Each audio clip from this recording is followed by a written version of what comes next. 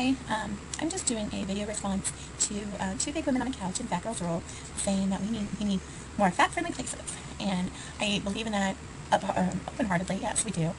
Being a plus-size person can be very kind of large in the stomach, large stomach, and large hips. I'm a very large. I'm a plus-size person.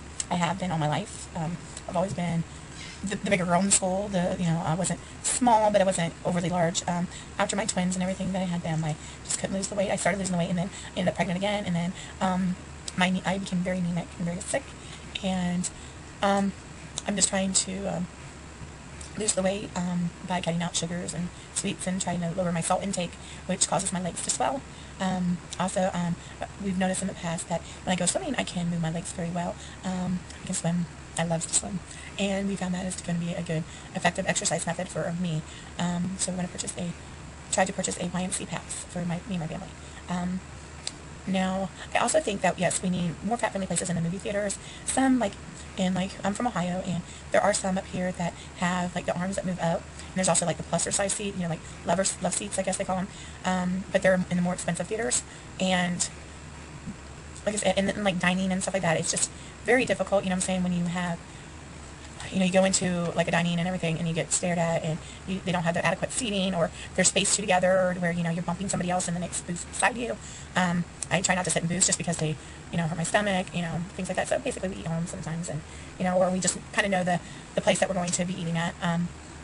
Like I said, I think we also need to focus, I think that the automotive industry needs to focus on providing better vehicles for the plus size people. They cater to the average size person and not to us plus size people. We are uncomfortable in a vehicle. Well, at least I am. I'm short, so my legs have to go up, but yet the steering wheel tilts once, so it's still uncomfortable. I still want to drive. I don't want to be considered, I am considered what they call a handicap, because by medical standards, if you're 100 pounds overweight, then you're morbidly obese, and you're considered disabled, what I'm saying, by quote-unquote my doctors, things. So, yeah, I mean, I try to, I have a pinched nerve in my back from a dog. Chased my other dog around and twisted me and pinched my nerve, and then I was also in a car accident. So exercise is very limited, so it's, because if I have to stand too long, it's very hurtful, what I'm saying. Sometimes I can stand, depends on the day, I can stand very long time, very short time. And I just think they also need to accommodate with more stuff that can, if you want us to exercise, also, there's another industry, exercise equipment. It goes up to 300 pounds. Okay, what if a 400 pound or a 500 pound person wants to exercise? There is none. Okay, unless you want to buy the product that is actually meant for a 300-pound person and try to maneuver it or, break it, it might break, Tony Little, he was a 400-and-some-pound guy, I think, because of Tony Little, you don't know who he is. He's the inventor of the gazelle. He also did a whole bunch of exercise tips. But yet, he should know, okay, this was a guy that once was, he was involved in CrossFit, hurt his neck, he was a bodybuilder. So, hello, he got the gazelle out. Why not make it for the plus-size people? The 400, the 450. I mean, yeah, $300, $400 for the equipment, yeah, but $1,000, $2,000 for these equipment. Even curves sometimes don't even cater to the plus size. And, let's see, what else? Rude people. Oh, yes, we need more fat-friendly people out there. Not just, catering, it's not like the catering thing. It's more of the being more friendly. Don't judge the book by the cover. Don't expect that since a person is plus size that we eat a lot. A lot of us have thyroid problems. Some of us have, everyday problems, and maybe they have spine problems, anything like that. Me, I have numerous of them. I do have a thyroid, but I'm allergic to the thyroid pill, so it's complicated. So, it affects everything. Your thyroid affects everything in your life. It affects periods, your weight, your emotions, I'm Mrs. Crybaby, as my mother called me. I'm Mrs. Crybaby. No. I do cry a lot. My daughter can tell you that. She's right there. She got to experience rude people the other day about me. Okay, I didn't do anything to them.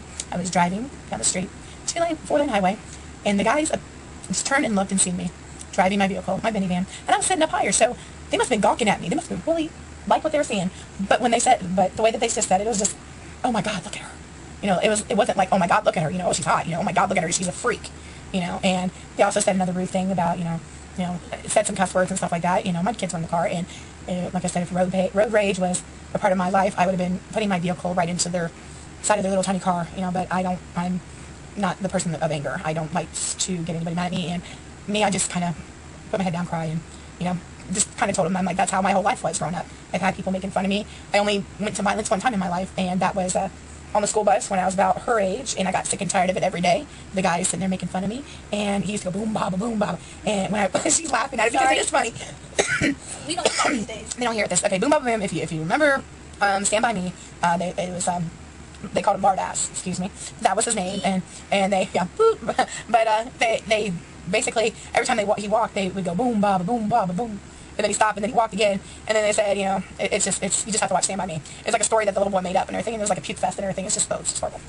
Sorry about that. My batteries went dead, so I had to pop in some fresh batteries. Like 8 minutes and 30 seconds, so I gotta kind of sum it up real quick.